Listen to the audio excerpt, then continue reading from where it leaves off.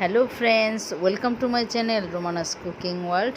আমি আজকে আপনাদের জন্য নিয়ে এসেছি ইফতারের খুবই মজার একটা রেসিপি, আর সেটা হলো আলুর ডিম চপ। এটা খুবই মজার একটা রেসিপি। এই রমজানে একবার হলে ট্রাই করে দেখবেন যেটা কতটা মজার। আর যদি রেসিপিটি ভালো লেগে থাকে, সাবস্ক্রাইব মাই চ্যানেল।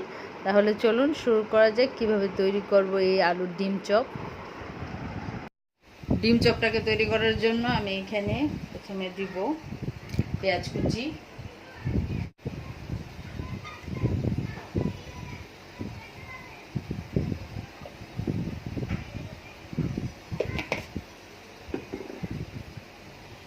ধনিয়া পাতা কুচি,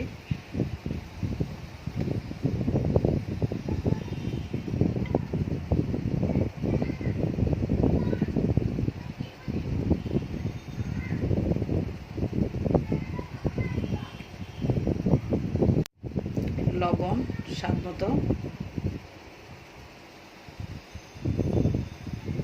দেব। আমি টালা মরিচের গুঁড়া হাফ চা চামচ,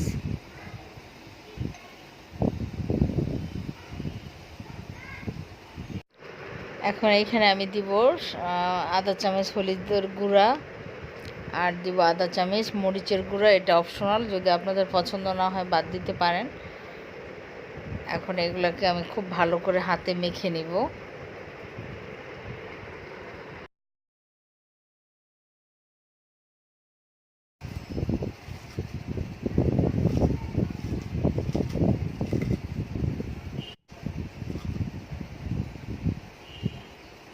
এখানে আমি 3টা বড় সাইজের আলুকে সিদ্ধ করে ভালো করে ম্যাশ করে নিয়েছি। এটা এখন এখানে দিয়ে দিব।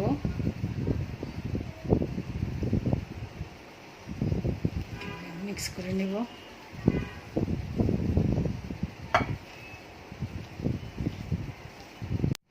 খুব ভালো করে মিক্স করে নিয়েছি।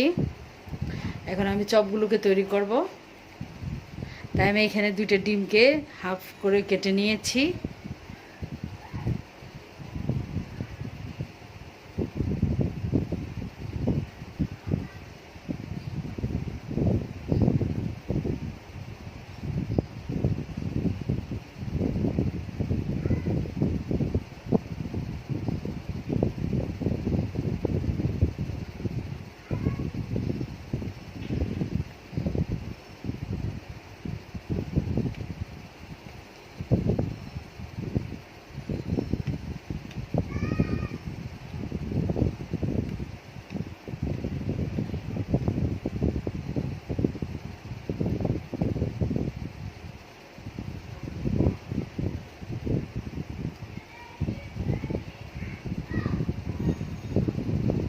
দেখুন, এইভাবে আমি বাকিগুলো তৈরি করে নেব।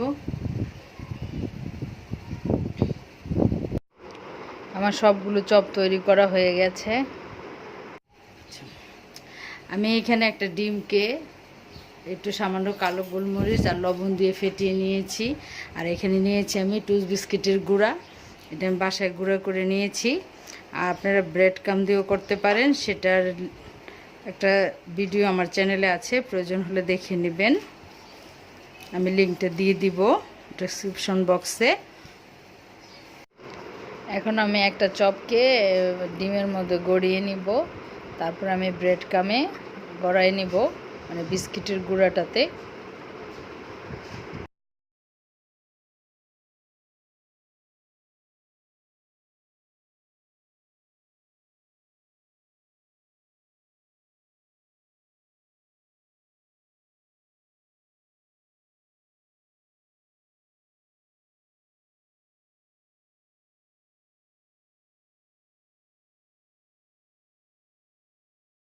আলতো হাতে চেপে চেপে এটাকে ভালো করে গড়িয়ে নিতে হবে, তাহলে ভালো করে কোট হবে এবং এটা একটু ক্রিস্পি হবে।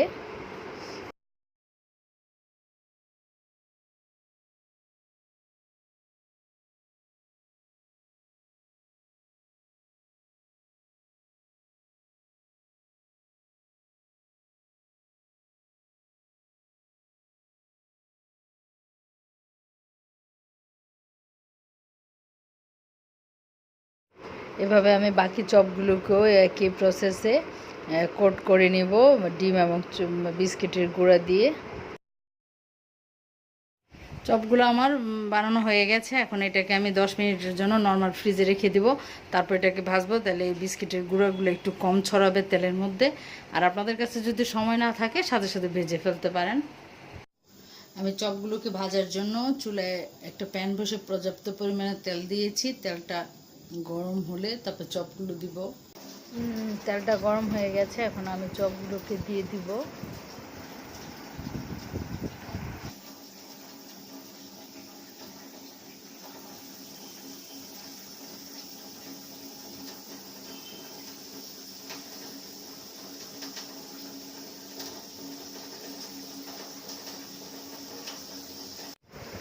তারপরে এগুলোকে আলতো হাতে এগুলোকে উল্টিয়ে পাল্টিয়ে খুব সুন্দর করে গোল্ডেন ব্রাউন করে ভেজে নিব।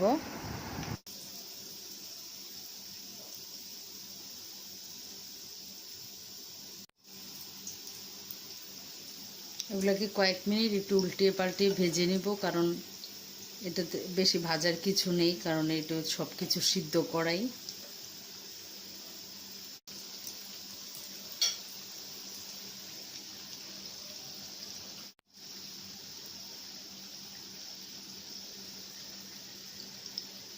চপগুলো আমার ভাজা হয়ে গেছে, এখন আমি এগুলোকে তুলে নিব।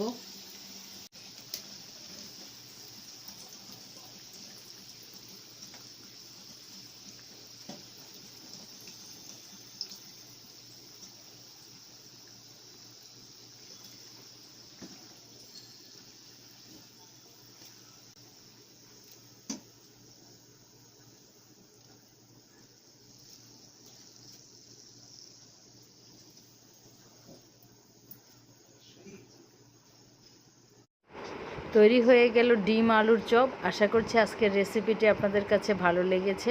ভালো লাগলে লাইক, কমেন্ট, শেয়ার করবেন ফ্যামিলি ও ফ্রেন্ডদের সাথে। আর আমার চ্যানেলটিকে সাবস্ক্রাইব করবেন। সাবস্ক্রাইব করে পাশে থাকা বেল আইকনটিকে বাজিয়ে রাখবেন, তাহলে যখনই আমি কোনো রেসিপি আপলোড করব সাথে সাথে আপনাদের কাছে নোটিফিকেশন চলে যাবে। অনেক ধন্যবাদ ভিডিওটি দেখার জন্য। আবার ফিরে আসবো কোনো নতুন রেসিপি নিয়ে। সে পর্যন্ত সবাই অনেক ভালো থাকবেন। আল্লাহ হাফেজ।